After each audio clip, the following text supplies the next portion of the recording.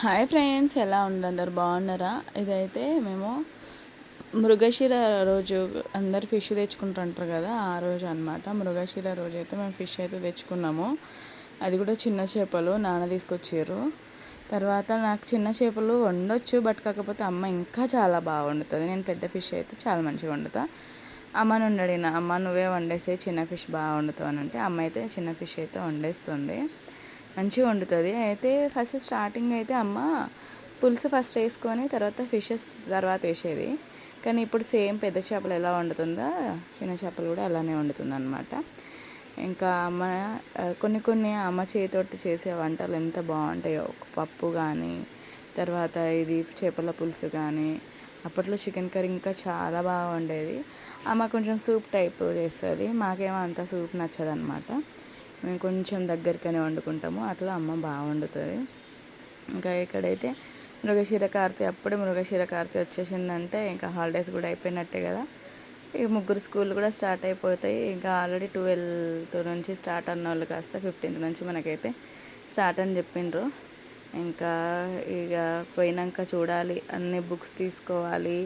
First term fees కట్టమంటున్నారు, books తీసుకోమంటున్నారు. వీళ్ళకి స్కూల్ యూనిఫామ్స్ కూడా చిన్నగా అయిపోయినాయి, అవి కూడా తీసుకోవాలి.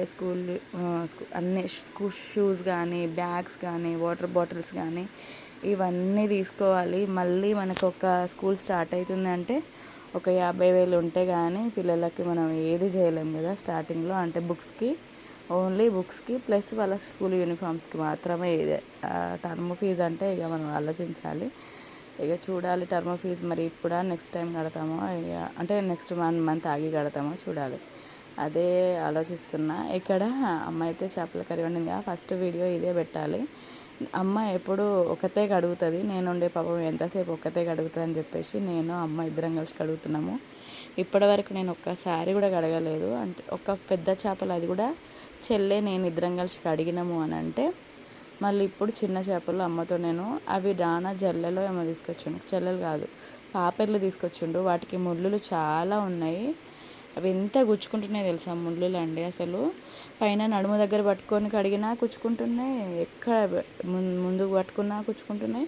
నాకైతే 2-3 దగ్గర కుచ్చుకొని మొత్తం కోసుకపోయింది. అమ్మకు కూడా పాపం ఒక దగ్గర కోసుకపోయి మాకు అది రక్తాలే వచ్చినాయి ఇద్దరికి, అమ్మకి నాకు ఇద్దరికి బ్లడ్ వచ్చింది. అసలు అంత ఘోరంగా ఈసారి అయితే ఫిష్ కర్రీ వండడేమో కానీ.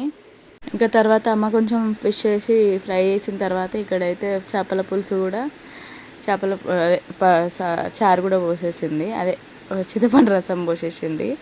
ఇంకా కర్రీ అయితే అయిపోయిందనమాట.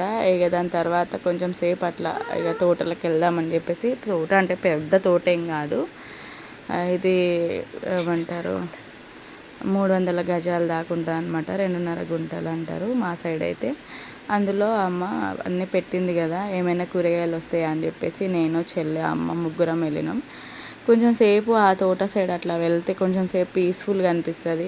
ముచ్చట్లు పెట్టుకుంటా గోరుచిక్కుడుకాయలు, లాంగ్ బీన్స్, బీరకాయలు ఇంకా ఏదో ఒకటి అవుతూ ఉంటాయి కదా, అట్లా ఏదో ఒకటి మాట్లాడుకుంటాం.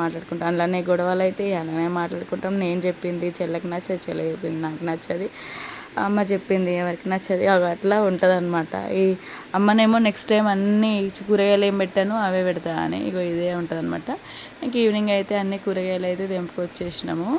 అవి లాంగ్ బీన్స్ను ఇవి వెళ్ళినాయి, చూపిస్తున్నా మీకైతే. తర్వాత నిజం చెప్తున్నా, 2 months అయితే అమ్మ ఒక్క దగ్గర కూడా కూరగాయలు కొనలేదు, అన్నీ ఇంట్లో కూరగాయలే. తర్వాత ఇంకా అమ్మ అంటుంది అన్ని చెట్లు కూరగాయలు ఏం పెట్టాను, అన్ని కందులు వేసేస్తా అని చెప్పింది. ఈసారి మాకు కందులు అయితే నిజంగా చాలా కందులు వచ్చిండే, ఒక 10 kgs దాకా. ఆ కందులను అయితే అమ్మ మొత్తము నానబెట్టి కందిపప్పు వేసిందనమాట. ఆ 10 kgsలో అమ్మకు ఒక 5 kgs, నాకు ఒక 5 kgs, ఇద్దరం అయితే ఇసురుకున్నాము. ఒకసారి మీకు కందిపప్పు వీడియో కూడా పెట్టినా కదా, అమ్మకు అనొస్తుంది చాటతో ఇట్లా అని, అది నాకు అస్సలు అనొస్తలేదు. పాపం చాలా కష్టపడ్డది అమ్మ అయితే ఆ కందిపప్పు కోసం అయితే. ఇంకా నా కోసం అయితే కందిపప్పు చేసింది, ఒక 5 kgs, అది తీసుకురావాలి. ఇంకా హాలిడేస్ అయిపోతున్నాయి కదా, ఇంకా అన్నీ పట్టుకొని అయితే రావాలి. పచ్చడి, కందిపప్పు, తర్వాత అమ్మ మక్కలు కూడా తీసుకుంది, మక్కల గడక, ఇంకా చాలా ఉంటాయి కదా పసుపు, అవి ఇవన్నీ అమ్మ పెట్టిస్తుంది అనమాట వచ్చే ముందు. కూరగాయలు ఏమైనా కానీ కూరగాయలు కూడా ఇక తెంపుకొని రావాలి. ఇప్పుడైతే మీకు ఏమి కూరగాయలు అయినాయో మీకు చూపిస్తున్నా. వెనక వేడి నీళ్ళు అయితే పెడతాం మేము. ఆ కొబ్బరితో బంటి చూడండి ఆడేది ఆడుతున్నాడు. ఇంకా హాలిడేస్ అయిపోతే ఇంకా ఎప్పుడు వస్తామో తెలియదు. హాలిడేస్ అయితే అయిపోయినాయి. ఇంకా హనీకుట్టి వాళ్ళ బర్త్డే అయిపోయినాక అయితే వస్తామన్నమాట.